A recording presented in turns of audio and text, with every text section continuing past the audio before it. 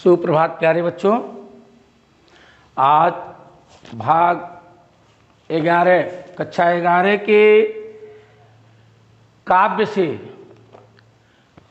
पाठ 1 साखी नामक शीर्षक से चौथा, पांचवा और छठवां दोहा मैं पढ़ाने जा रहा हूँ। आप ध्यान दें। बूढ़े थे पर उबरे गुरु की लहरी चमक, अभेरा देखा जर जरा उतरे पड़ी फरंकी कबीरा, उतरे पड़ी फरंकी। प्रस्तुत पद्य खंड में संदर्भ देखें। प्रस्तुत हुआ हमारी पठित पाठ्य पुस्तक हिंदी काव्य के भाग 11 के साखी नामक शीर्षक से अवतरित है। इसके रचयिता 11 श्रेय शाखा के श्रेष्ठ कवि संत कबीरदास जी हैं। प्रसंग देखे। प्रस्तुत दोहे में कबीरदास जी ने गुरु की महत्ता का वर्णन किए हैं।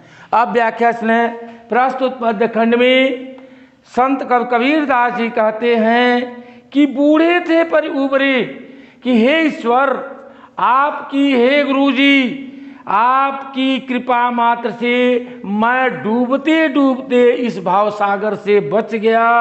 गुरु की लहर चमक, क्योंकि गुरु की कृपा से, गुरु के ज्ञान रूपी प्रकाश से मेरे संपूर्ण अज्ञानता रूपी अंधकार दूर हो गए। भेरा देखा जर्जरा, मैंने अपनी नाव पुरानी को देख करके इससे मैं उतर करके किनारे हो गया, अर्थात मेरी नाव इस भव सागर में डूबते डूबते बच गई।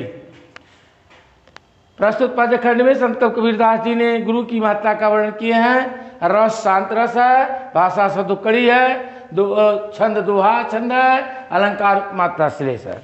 दूसरा हम देखें 5वां, चिंता तो हरि नाव की और न चिंता दास, जो कुछ वह चितवै राम बिनु, सोई काल के पास कबीरा, सोई काल के पास। प्रस्तुत पद्य खंड में संत कबीरदास जी ने इस नश्वर शरीर को इस मोह माया में पड़ करके विनाश होने का वर्णन किए हैं। व्याख्या ने प्रस्तुत पद्य खंड में संत कबीरदास जी कहते हैं कि हे ईश्वर, मुझे तो केवल आपके नाम की ही चिंता है और इस दास, इस सेवक को और कोई चीज की चिंता नहीं है। जो कुछ चितवे राम बिनु। कबीरदास जी कहते हैं कि भगवान के सिवा इस संसार में जो कोई व्यक्ति इस सांसारिक मोह माया को देखता है वही काल के गाल में चला जाता है, अर्थात मृत्यु को प्राप्त हो जाता है। सब वही रहेगा। तीसरा देखिए, छठा देखें, तू करता तू भया, मुझ में रही न हूं, बारी फेरी बली गई, अजित देखो तित तू कबीरा, जित देखी तित तू। प्रस्तुत पद्य खंड में संत कबीरदास जी ने, संदर्भ एक ही रहेगा, प्रसंग थोड़ा बदल जाएगा। प्रस्तुत पद्य खंड में संत कबीरदास जी ने इस संसार ईश्वर की भक्ति करने से यह जीवात्मा ईश्वरमय भक्त हो जाती है, इसका वर्णन किए हैं। प्रस्तुत पद व्याख्या ने प्रस्तुत पद्य खंड में संत कबीरदास जी कहते हैं कि हे ईश्वर, मैं तो आपका नाम लेते लेते आपके ही समान हो गया हूं, अर्थात मैं आपकी याद करते करते, आपकी भजन करते करते आप मैं हो गया हूं, मुझ में रही न हूं, अब मेरे अंदर कोई कमी नहीं है। बारी फेरी बल गई, मेरी जो दुष्टता थी, अब मेरी दुष्टताएं क्या हो गई, इस मोह माया के जाल से परे हो गई हैं। अब मैं जिधर भी देखता हूं उधर तू ही तू दिखाई देता है। अर्थात देखें काव्य भाव साम्य में इसी को गोस्वामी तुलसीदास जी लिखे हैं। इसी को गोस्वामी तुलसीदास जी कहते हैं, कण कण व्यापी राम, कण कण में व्याप्त है जिधर भी देखता हूँ उधर ईश्वर ही ईश्वर, कड़कड़ व्यापी राम। सिया राम मैं सब जग जानी, अकरहु प्रणाम जोरी जुग पानी। मैं संपूर्ण जीवों में ईश्वर को ही देखता हूँ, संपूर्ण संसार में। इसको गोस्वामी तुलसीदास जी ने इसी भाषा को लिखा।